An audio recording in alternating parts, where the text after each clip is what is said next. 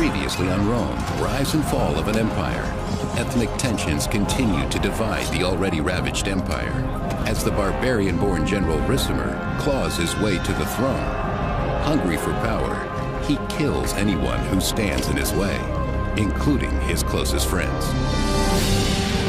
Now, Roman control of the empire's once great western provinces is swept away by a storm of barbarian warlords and kings. Out of the chaos, one Roman leader rises up, determined to restore Rome to its glory days.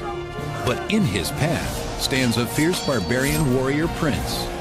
For the empire, the clash of their swords is the beginning of the end.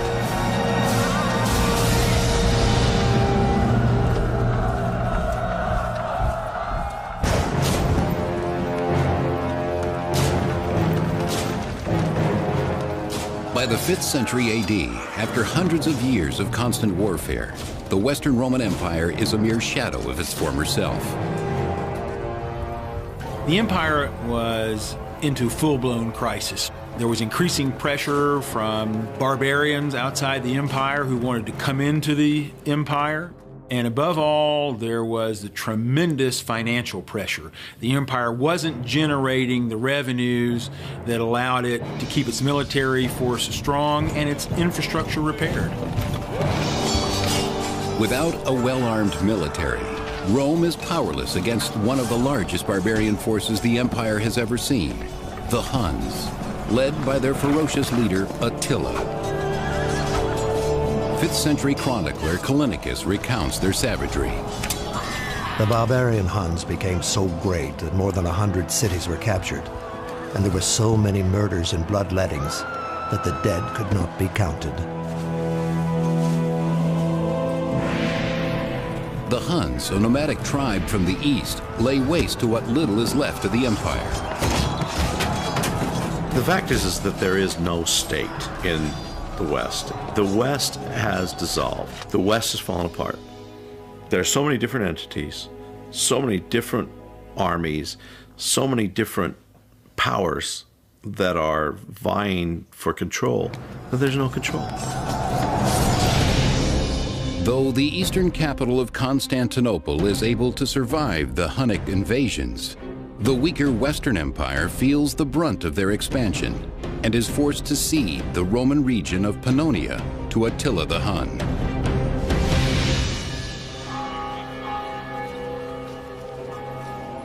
In the empire's former territories, Romans must now answer to their barbarian rulers, the Huns. Romans and barbarians can identify each other by the way they speak, by the way they dress, by the way they smell, by the way they wear their hair. Even though by this time Romans and barbarians are really used to each other, I think it's fair to say that ethnic tensions have never gone away. But one Roman moves through the troubled society with ease and finds opportunity in Attila's new regime. His name is Flavius Orestes. Orestes was a Roman who'd grown up in territory dominated by the Huns, but he got a high position at the court of Attila. The empire may be falling down around him, but it's his Roman heritage that makes Orestes and the other Pannonians valuable to Attila.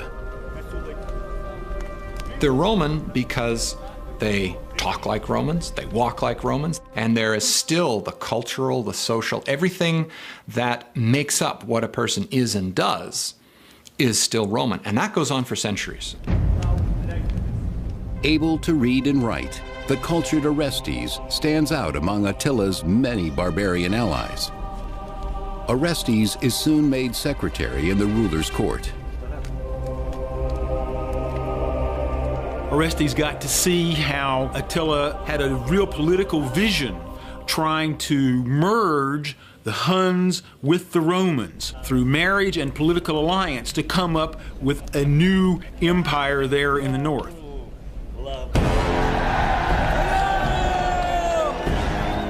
Having daily contact with Attila the Hun, Orestes experiences firsthand just how brutal barbarian justice can be.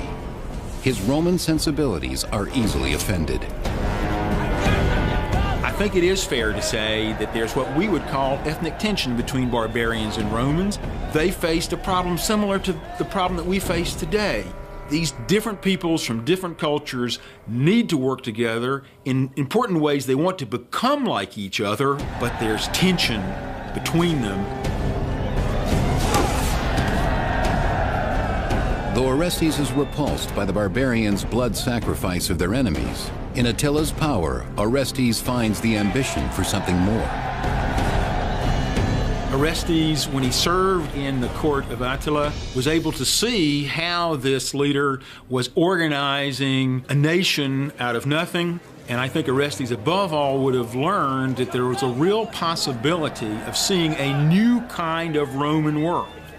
One led by a king that melded barbarian and Roman strengths to restore the glory of Rome the way it had been at the time of the founders, the kings.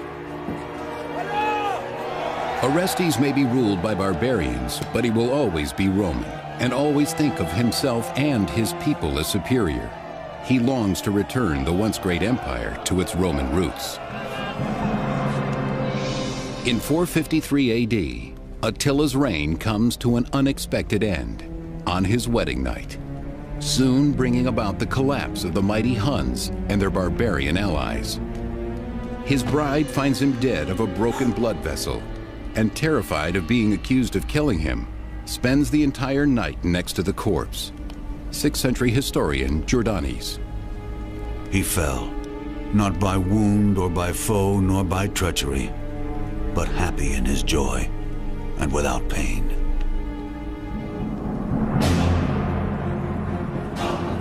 But the Huns' demise cannot save Rome.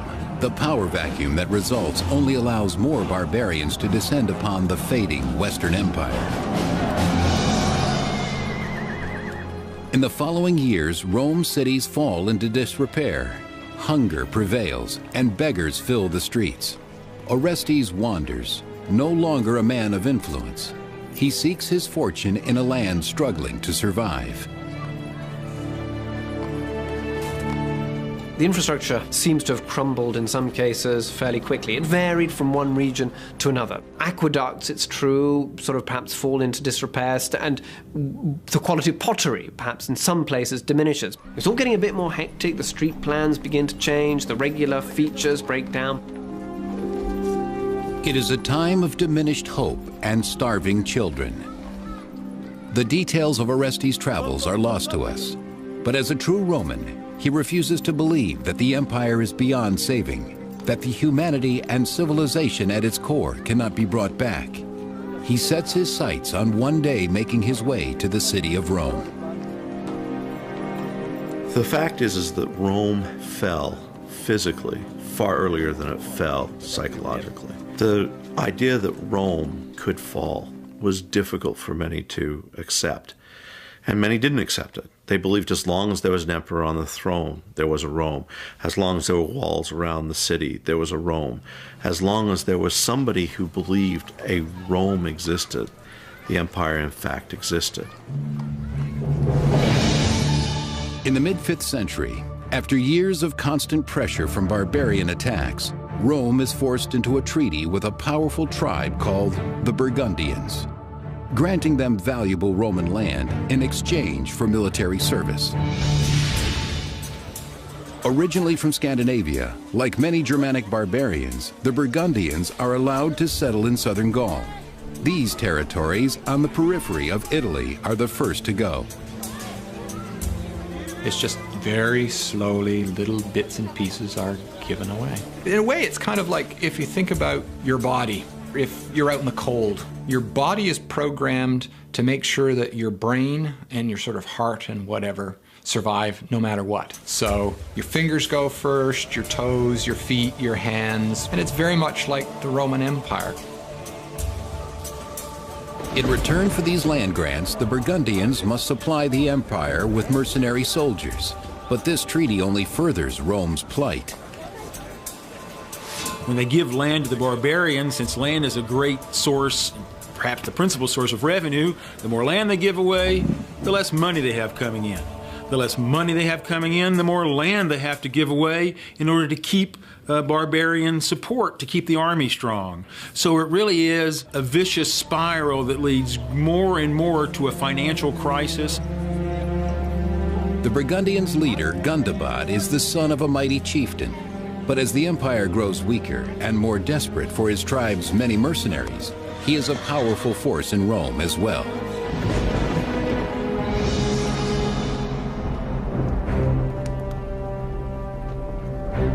In the empire's capital, Gundobad is made the master of soldiers, but he controls more than the army. He also chooses Rome's emperor, Glycerius. It's a choice made by Gundobad because Gundobad thought that he was a loyal figure. But it's clear that Glycerius must rule at the pleasure of Gundobad, and he must rely upon the support of Gundobad to do this effectively. The emperor's great throne room is filled with more barbarians than Romans. The Western Roman army at this point is overwhelmingly barbarian, if not entirely. It seems likely that there were still native Roman forces in there. But when we do hear of this army, it's an army that contains Turks and Germans and a range of other non-Romans. In charge of Glycerius's barbarian mercenaries is a barbarian warrior named Odovaker. Odovaker found a position in the Imperial Guard, close to the center of power, surely because he had a demonstrated military competence and real leadership ability. This is the Rome that Orestes encounters when he finally arrives after decades of travel. Upon first meeting Odovaker, he cannot know how deeply the empire has changed since its glory days.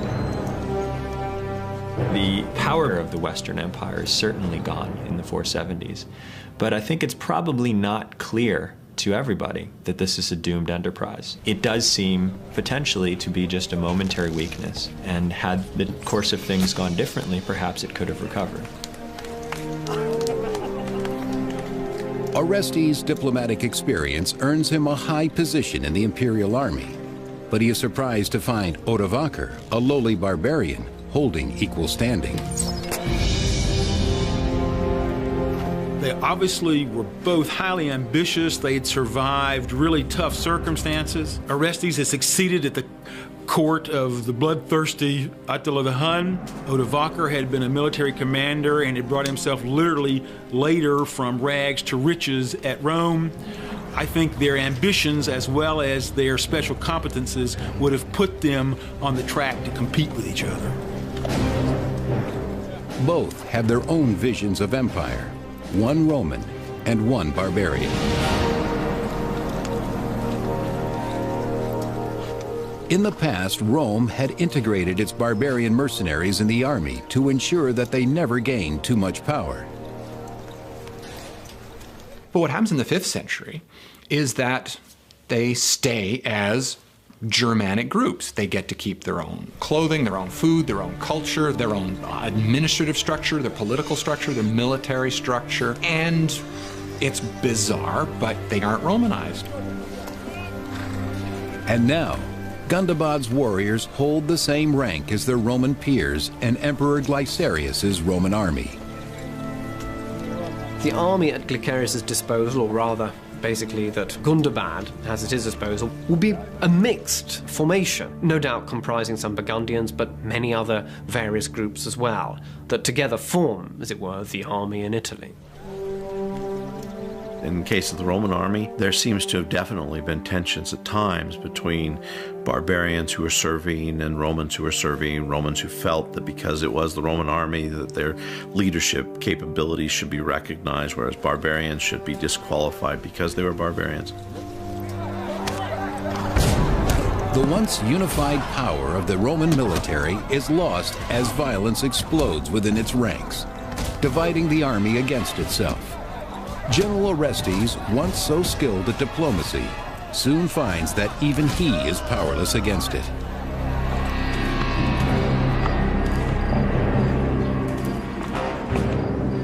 As Rome suffers greater losses against tribes like the Visigoths in Gaul, Roman soldiers must question the allegiance of their barbarian allies. I think everybody had their own interests at this point. Things become somewhat fragmented and diffuse, so that what we're dealing with is a group of people whose interests are no longer united, even among the Romans themselves. Chaos reigns on the battlefield when the army no longer fights for the empire, but every man for himself. When the enfeebled Western Empire can no longer keep its enemies from sacking the Mediterranean coastline, the stronger Eastern Empire, based in Constantinople, finally steps in.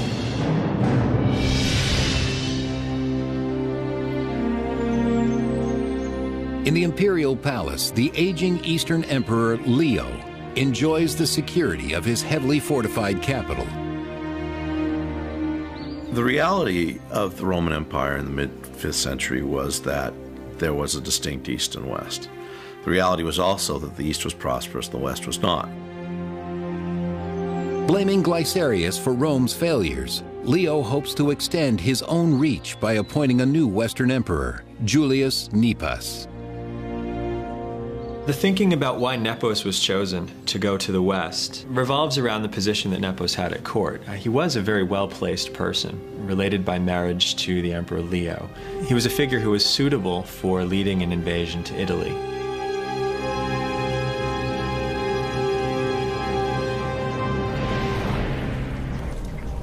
In 474 AD, Nepos assembles an army and leads his troops away from Constantinople, bound for Italy. The East is going to look to reassert its influence in the West and find a candidate who could depose Glycerius. Its reaction is not a surprising one. As a newly appointed emperor, Nepos has a great deal to prove, and even more to lose, if he fails in bringing the Western Empire back from the barbarians. As Nepos's army sails from Constantinople, the Western Emperor Glycerius must prepare his own army to counter the attack in Rome. But when Glycerius orders Orestes and Odovaker to ready their troops for battle, he encounters firsthand the problem of barbarian loyalty. Gundobad and his Burgundian troops desert him in his hour of need.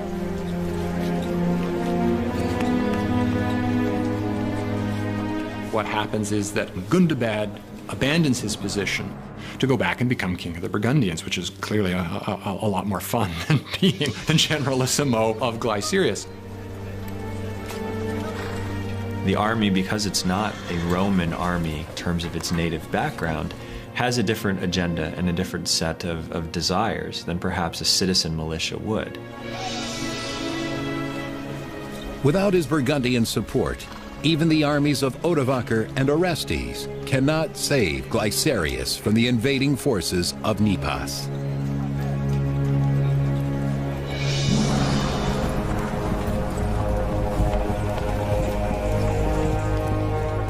As Nepos draws near Rome, Glycerius and his commanders ride out, not for battle, but to plead for mercy. And so Glycerius found himself in a situation where he really couldn't expect military support either from hired barbarians or from his local troops. So when the Eastern Empire sent Nepos to take over, Glycerius made the only rational decision. He surrendered without a fight. Nepos, having come to Italy to violently unseat Glycerius, now spares the emperor's life. Nepos wanted the appearance of legitimacy, that he would become emperor with the backing of the Eastern Emperor and the approval and agreement of the Western Emperor, who would step down because he recognized that Nepos was the better man for the job. He orders Glycerius be made a bishop and sends him into exile far from Rome.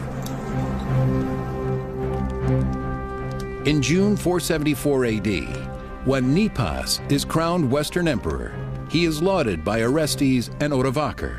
Being equally ambitious, Both men transfer their loyalty to their new leader immediately.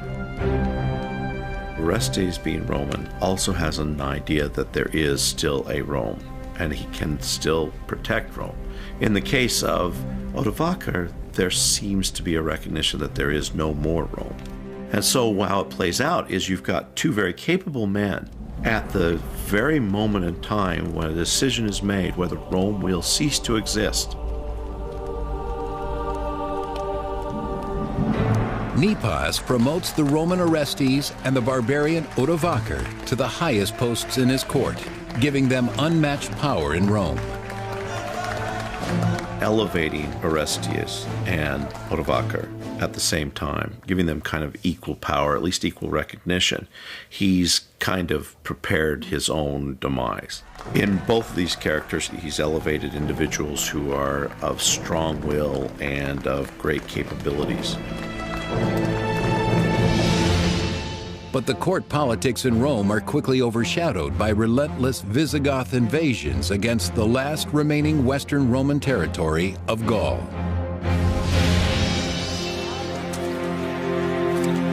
At the height of the Roman Empire, this region, now known as Provence, France, was a prosperous community.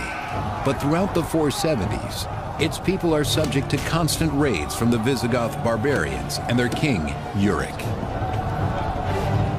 The very ambitious Visigothic king, who was a real expansionist, decided that he was going to attack this area there in southern France that wasn't under his control.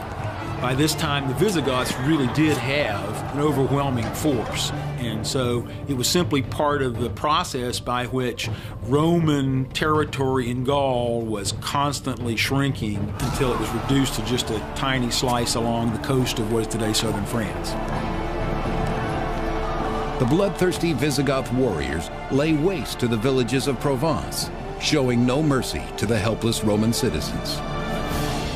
Barbarian Visigoths invade southern Gaul, forcing the meager Roman legion stationed on the border into battle. The imperial soldiers, underarmed and unprepared, are no match for the Visigoths. The Goths seem better organized. Their kingship seems to be stronger. They seem to be able to mobilize more forces, and the forces seem to be better able to deal with whatever eventualities occur in warfare. The fighting is brutal, the carnage overwhelming. Something must be done.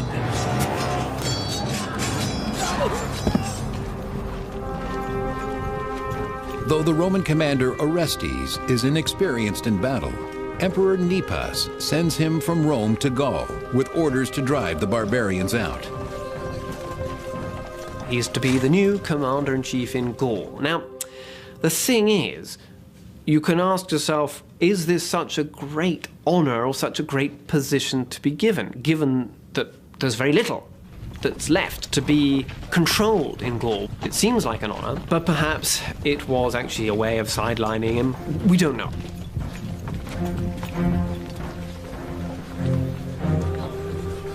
But in his camp on the Italian border, the former diplomat Orestes tries his hand at military strategy, hoping to sideline Odovacar and the new emperor Nepos instead.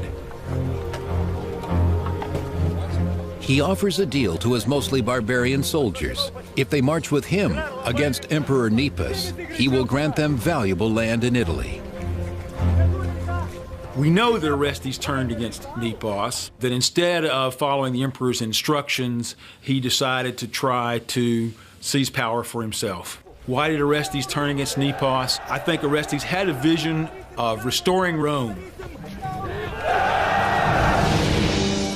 Abandoning Gaul to the Visigoths, Orestes leads his army from their camp in northern Italy back towards Rome. But when Emperor Nepos learns of the invasion, he flees to Ravenna.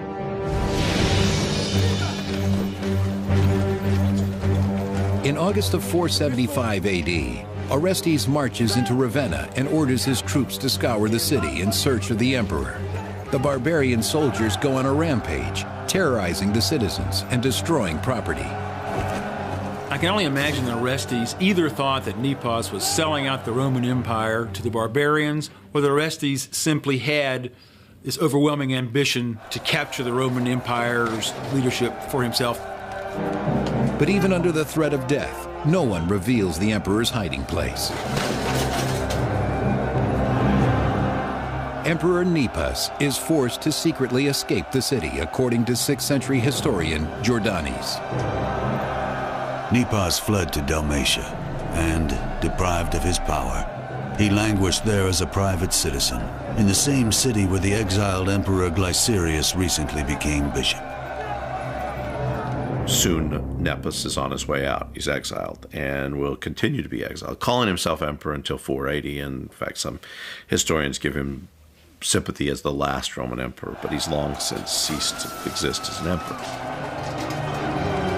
With Nepos gone and the barbarian soldiers under his thumb, Orestes believes he can restore order to an empire engulfed in anarchy.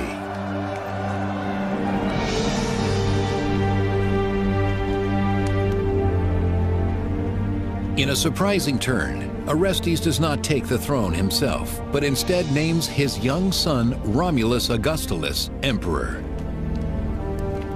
Orestes decided that he, with his childhood having grown up among barbarians and his service at the Hunnic court, that maybe the Italian elite wouldn't want him, Orestes, as the emperor, but they would accept this pure Italian Romulus as their leader because it would appeal to their sense of tradition, no matter how empty in terms of power that feeling was now.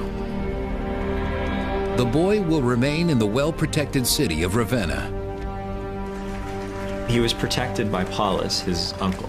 Romulus is still an adolescent and had not yet come to full maturity, hence his name Augustulus, or Little Augustus. Young Romulus is merely a puppet for his father. It is Orestes who will rule the empire, finally edging out his rival, Odovaker, to become the most powerful man in Rome.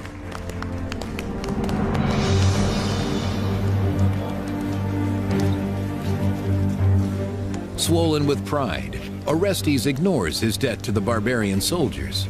But after holding up their end of the deal, helping Orestes unseat Nepos, they demand their payment of land. These guys want to get settled on Italy, on Italian territory, on the land of Italian senators. And Orestes is enough of a Roman to know that this isn't going to fly. And so he says no. Orestes couldn't pay the soldiers. For the soldiers, the purpose of having an emperor was to pay them. And so when Orestes, the power behind the throne with his son on it, can't come up with the money that they want, or can't come up with the land that they demand, then there's only one answer. Get rid of that emperor and get somebody else who can get us what we want. With the help of his guards, Orestes is able to flee the chaos, but he underestimates the power of the barbarian army, now bent on revenge. When the barbarian soldiers are denied what Orestes has promised them, settlement land in Italy, they turn to his greatest rival for help, Odovaker. So the soldiers made a perfectly rational decision to go to somebody else, in this case Odovaker, who they thought had a better chance of satisfying their demand. Odovaker was a barbarian, and they could expect that he wouldn't have nearly as many qualms about giving them land or money or whatever they needed, regardless of where it came from, in order to make them happy. The soldiers make Odovaker an offer he can't refuse. So they turn to him and they say, well, if you can get us this land, we'll make you king. How does that sound? Oh, that sounds all right. So off they go, and he seems to be the leader of the sort of ragtag bag of Germanic peoples in this supposedly Roman army. Together they set out to bring down all Roman power in the empire. Odovaker will now taste the revenge he seeks against Orestes, who dared to usurp his power in Rome.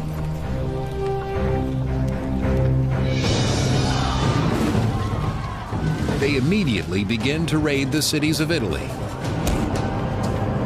The narration that we have of this talks about days and days of plundering, the wealthy being stripped of all of their money. After risking their lives for the sake of an empire they can't even call their own, the barbarian soldiers feel the time has come for Rome to pay in blood what they cannot pay in money and land. Pretend you're a soldier for them. Pretend that you have to live on the meager wages that you've got, and now you miss a payday. One payday, you may be able to make it. 2, 3, 4 paydays in a row, you're starving. Are you going to have much allegiance to the army that has left you starve? Now answering to no one, Odovacar relishes the opportunity to finally assert his dominance over Italy and Orestes. What we're talking about in 476 is not a war per se. There's no great battles, there's no sieges. You've got starving soldiers seeking to survive. And in order to survive, they will do whatever it takes to do so. Because they are trained to fight, they will put down anyone who encounters them. And riots and rampages and sackings and rapings take place. With Odovacar closing in, Orestes leaves his son, the young emperor Romulus, in Ravenna under the care of the boy's uncle Paulus, while Orestes escapes to Ticinium in northern Italy. Orestes is forced to seek refuge from Odoacer and his troops in Ticinium, which is modern Pavia. We're told by a text that the bishop of Pavia gives Orestes sanctuary in the city. But even the house of God cannot protect him from the barbarian forces. Orestes is forced to flee as Odovacar and his men ravage the church, desperate to root him out. The bishop had his collection of alms stolen. All of the money he'd collected to help the poor was stolen by Odoacar's forces. They also burned buildings, including the church. As the church goes up in flames, so do Orestes' visions of the empire's rebirth.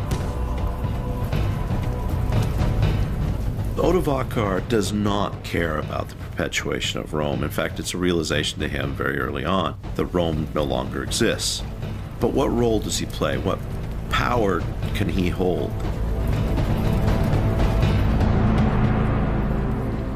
Orestes and his guards escape Ticinium, hoping to buy enough time to prepare for the certain face-off with Odovacar. Once they were peers in the emperor's court, now they are locked in a struggle for their very survival. Both are very proud of the position they hold, and neither are willing to recognize the other has any power at all. Now, in that case, of course, a clash is imminent. Orestes and his army get as far as Placentia, modern-day Piacenza, Italy, before they are finally confronted by Odovacar on the battlefield.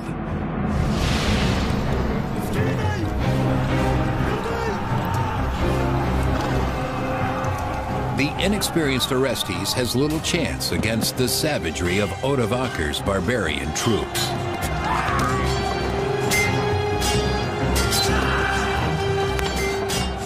It would have been loud, chaotic, bloody, violent, dusty, which is why morale, even more than training, when push came to shove, was at the heart of who was going to win and who was going to lose. There are dead bodies to climb over. There are injured men yelling. There are people loosing their bowels from fear.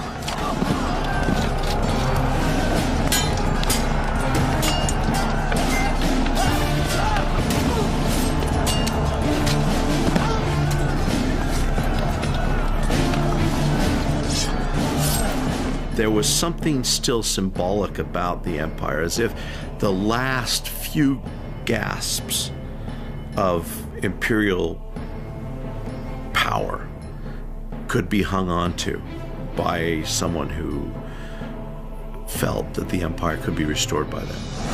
They thought the empire was still existent, or that they could save the empire. We know as historians now that they cannot.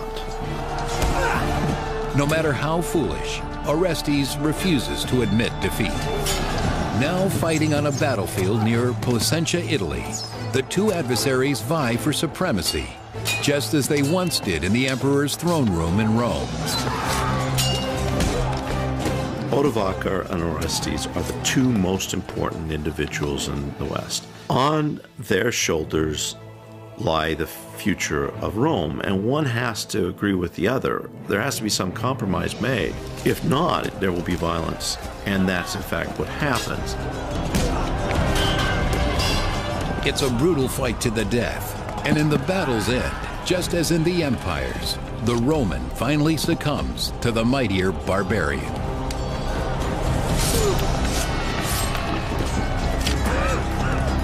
We don't know exactly what happened when Odovacar caught up with Orestes, but my suspicion is that it was a quick and brutal end.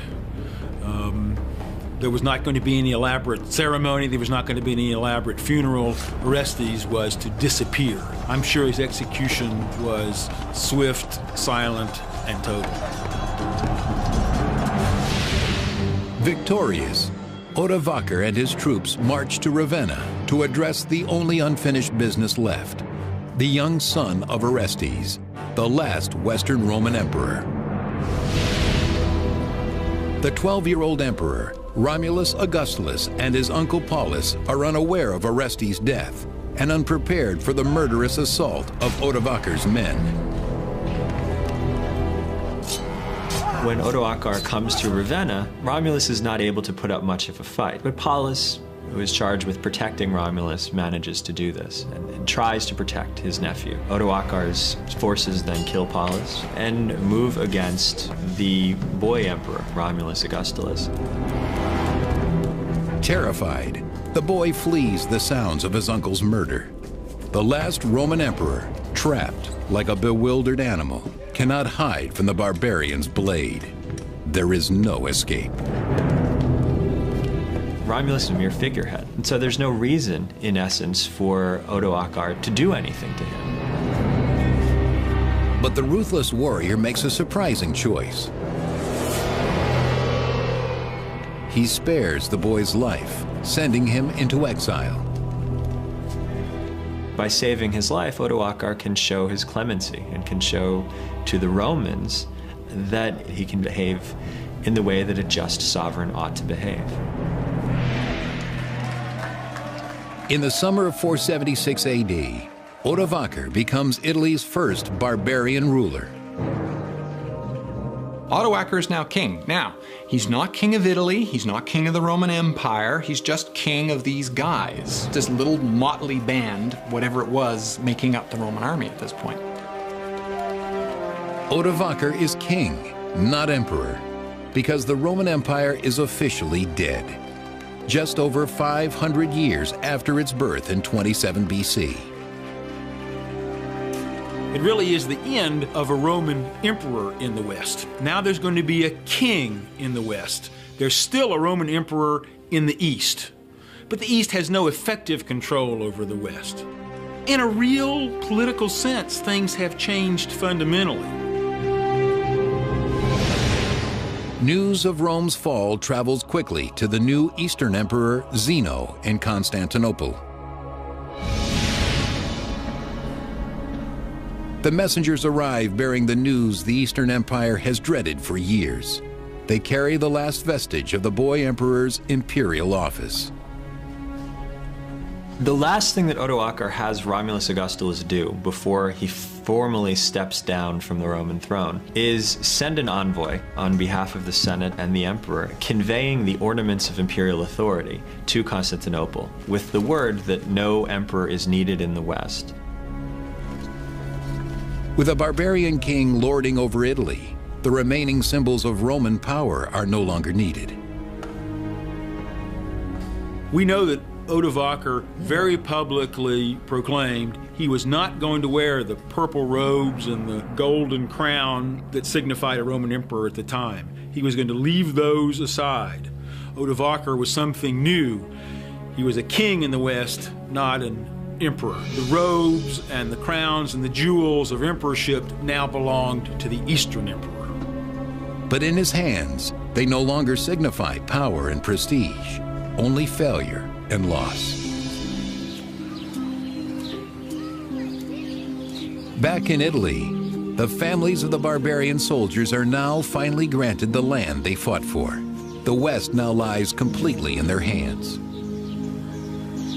It's clear Odoacer did uphold what he had agreed to his soldiers. He kept his promise, he gave them what was due to them, and was a man of his word to those supporting him.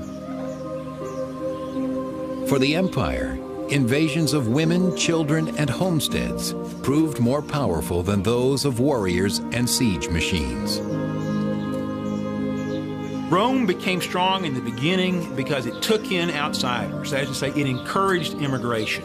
But in the end, when the barbarians came in numbers and wanted to be part of the Roman Empire, for complicated reasons, the Romans were unable to take them in the way that they had done before. This failure to make immigration a positive source of strength really was one of the principal reasons for the undoing of the Roman Empire.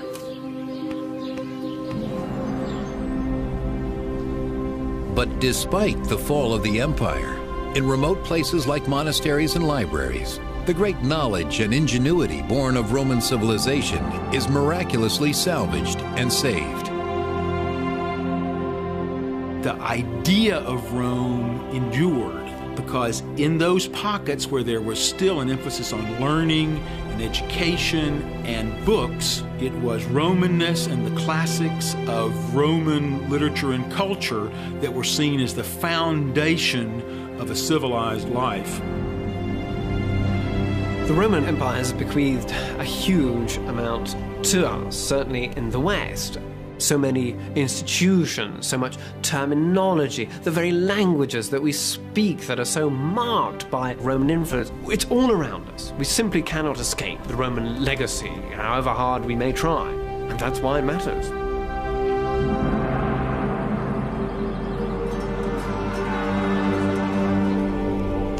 From democracy to empire to its fall, Rome has inspired the Western world as we know it.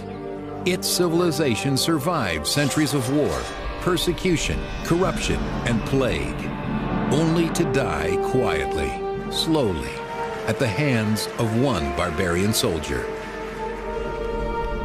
There is a romanticism to caring about the fall of Rome, caring about the Roman Empire as a whole. I mean, it certainly was a very important part of the formation of the modern world. Well, let's face it, it has been around for 1,500 years. Why should we care any longer? And I think the answer is very simple on that. We should care because in Rome lay all of the wonderful aspects of humanity and all of the terrible aspects of humanity.